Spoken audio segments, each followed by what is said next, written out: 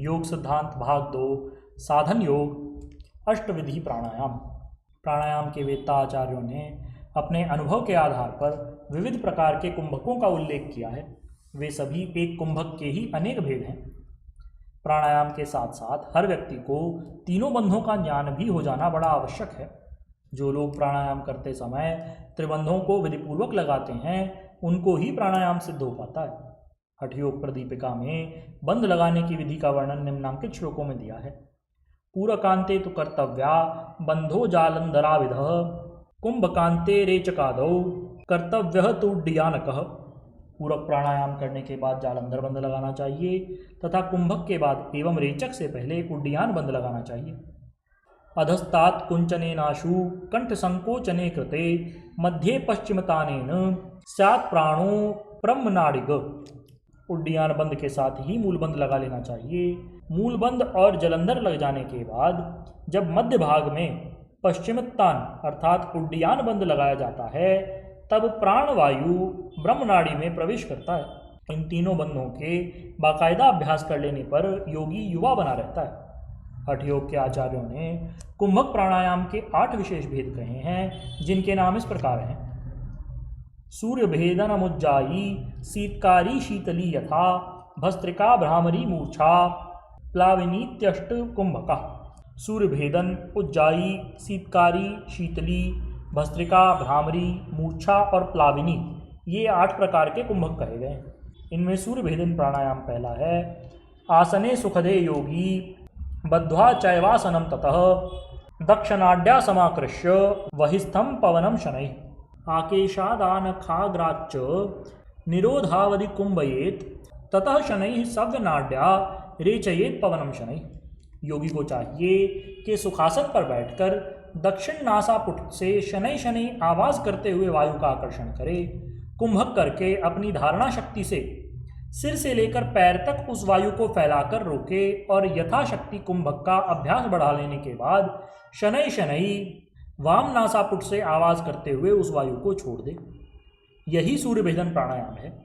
इस प्राणायाम के करने से योगी के शरीर में अग्नि तत्व की वृद्धि होती है। वायु और कफ के रोगों का नाश होता है।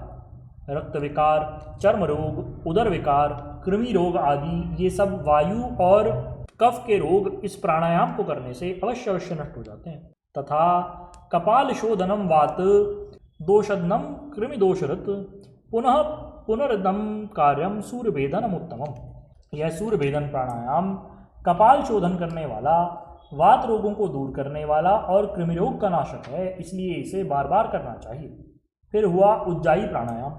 मुखम संयम्य नाड़ीभ्याम आकृष्य पवनम शनैः यथा लगति कंठात्तु हृदयावधि संवनम पूर्ववत् कुंभयेत् प्राणम रेचयेदिडया ततः श्लेष्म दोषहरम कंठे देहानल विवर्धनम नाड़ी जलोदरा धातु गत दोष विनाशनम गच्छता तिष्ठता कार्यम उज्जायाख्यम तो कुंभकम। मुख को बंद करके दोनों नासापुटों से शनै शनै इस प्रकार से प्राणवायु का आकर्षण करें जिससे वह प्राण शब्द करता हुआ हृदय तक पहुंच जाए। यह प्राणवायु हृदय से नीचे नहीं आना चाहिए। रेचक में जितना भी हो सके प्राण को शनै शनै ही छोड़ना चाहिए। इस प्राणायाम में मनुष्य जिस समय भी कुंभक करना प्रारंभ करे उस समय प्राणवायु को दोनों नासापुटों से खींच करके मुख में ले जाए।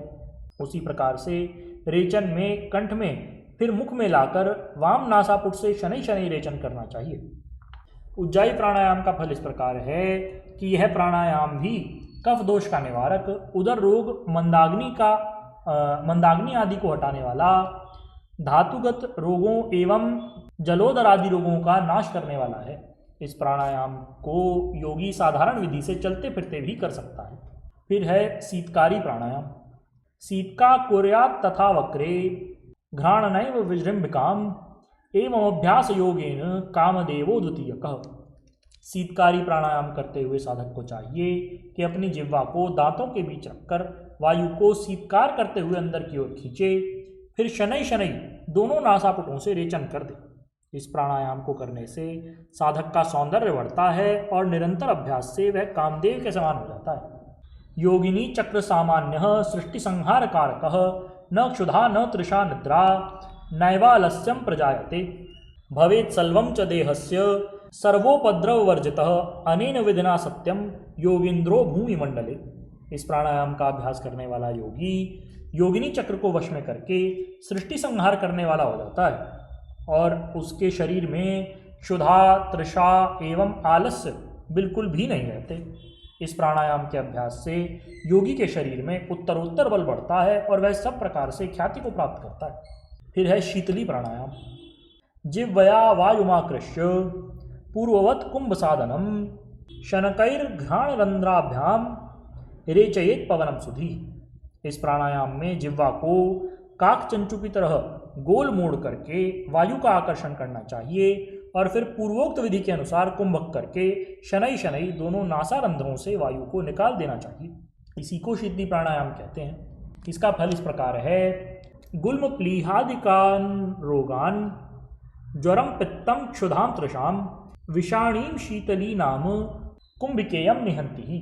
शीतली प्राणायाम के करने से गुल्म प्लीहा ज्वर पित्त क्षुधा तृषा और अनेक प्रकार के अन्य विघ्नों का भी नाश हो जाता है। अब है भस्त्रिका प्राणायाम।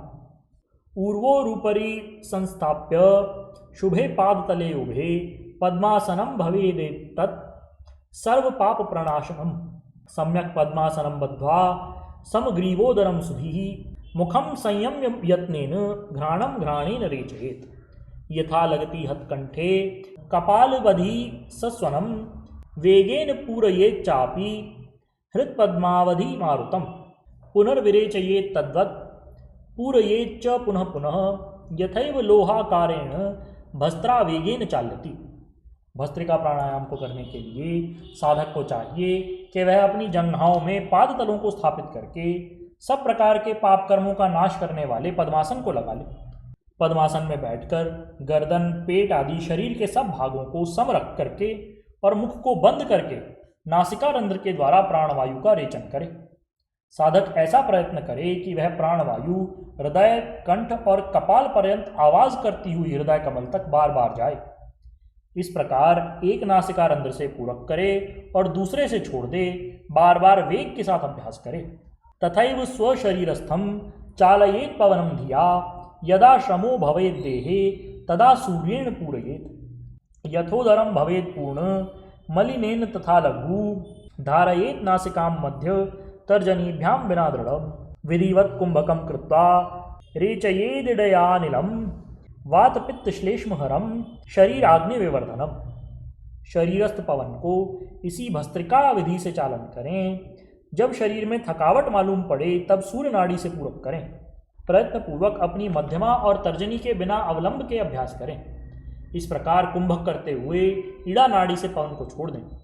यह भस्त्रिका प्राणायाम वात कफ का नाश करने वाला, शरीर आग्नि को बढ़ाने वाला, कुंडलिनी शक्ति का बोधक तथा हृदय के आवरण को दूर करने वाला है।